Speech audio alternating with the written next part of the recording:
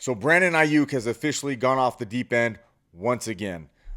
This guy just keeps digging himself a bigger hole every single time he posts on social media.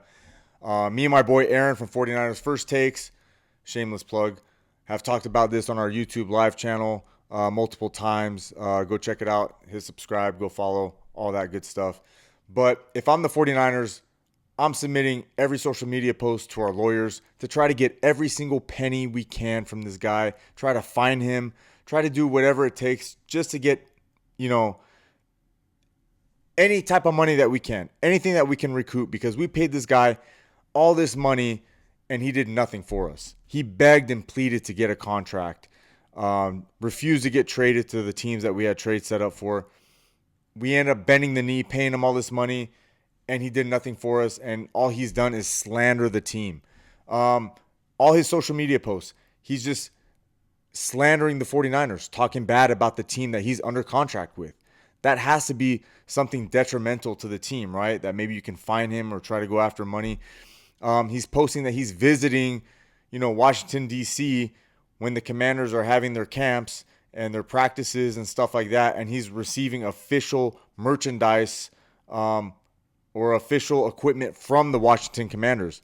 Now, at what point does that become tampering? At what point does that become, crossing the line? I don't know. I'm not a lawyer, but I would definitely be looking into it, and I'm sure they are. He's saying on social media, "Oh, if you guys think I'm lying, why don't you just cut me and I'll sign with the Commanders tomorrow?" Why would he say something like that if he hasn't been in contact with somebody in the organization over there? And if they have, that is tampering, because the 49ers have to be notified if Brandon Aiyuk reaches out to the Commanders requesting some type of trade by them or a contract if he gets released, because he is still under contract with the 49ers. So until that happens, he's part of the 49er organization until they cut him, and there's no rush to cut him. Why give him what he wants? The fact that he's doing all this stuff, he's just digging himself a bigger and bigger hole, and I don't know what type of team would even want to take him on, being with all this drama. But if the Commanders are doing all this stuff behind the scenes, you would have to think the 49ers are looking into something, unless they're talking to the Commanders behind the scenes as well, and they're trying to set up a trade date or something, then who knows. But all this stuff is just making Brandon look worse, and if the Commanders get him, they deserve every single thing that they get with him being on their team.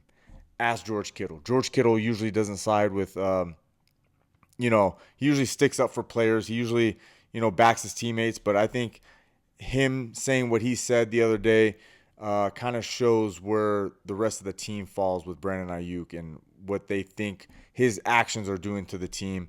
And they know he's not a team player. So good luck to Brandon, and may your career suck ass.